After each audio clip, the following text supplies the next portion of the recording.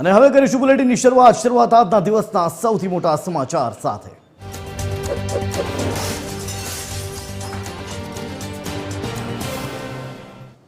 ગુજરાતમાં income tax વિભાગનું super operation ચાલી રહ્યું છે।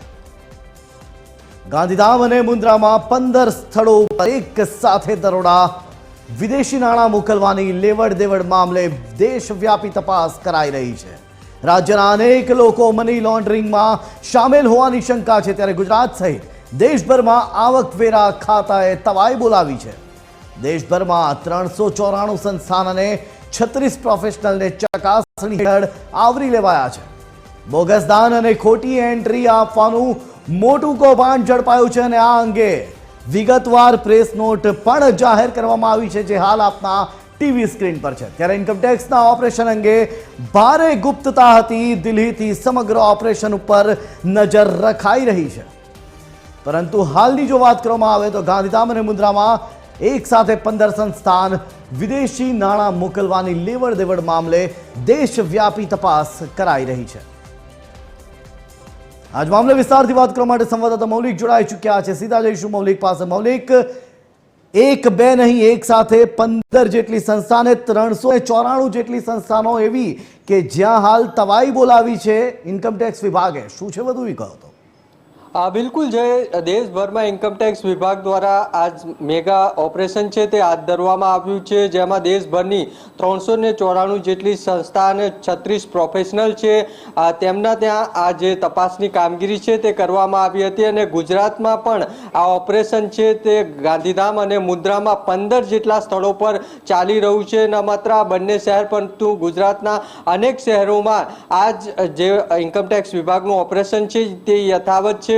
આ જે ઓપરેશન છે તે ખાસ કરીને વિદેશી નાણાંની લેવડ દેવડ, આ ઉપરાંત જે બોગસ દાન અને ખોટી એન્ટ્રી છે તે પણ ઇન્કમટેક્સ વિભાગની જે તપાસ છે તેમાં મળી આવ્યું છે।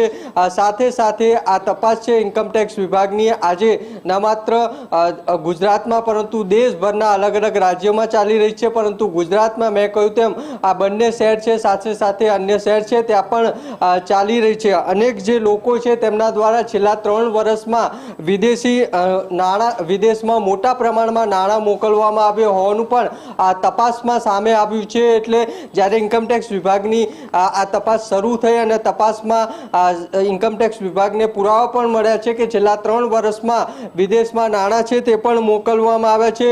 કેટલાક ચેરિટેબલ ટ્રસ્ટ છે તેના સામે પણ ઇન્કમટેક્સ વિભાગ દ્વારા તપાસ છે તે હાથ ધરવામાં આવી છે અને વિદેશીમાં જે મોકલાયેલ રકમ છે તે આ જે સંસ્થાઓએ દર્શાવેલ વ્યવહાર છે તેની સાથે મેળ ન ખાતા હોવાનું પણ તપાસમાં સામે આવ્યું છે। એટલે આજ સવારથી જ ગુજરાતના અલગ અલગ શહેરોમાં ઇન્કમટેક્સ વિભાગનું મેગા ઓપરેશન યથાવત છે।